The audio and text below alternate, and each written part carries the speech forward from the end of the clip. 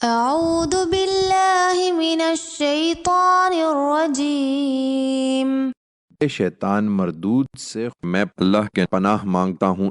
افأمن الذین مکروا السیئات ان یخسف اللہ بهم الارض او یأتیہم العذاب من حیث لا یشعرون۔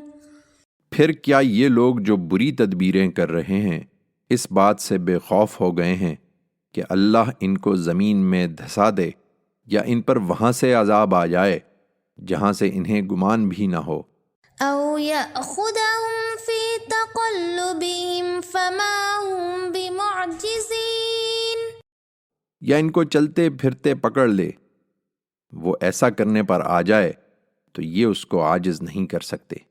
او یأخذہم علی تخوف فإن ربکم لرؤوف رحیم۔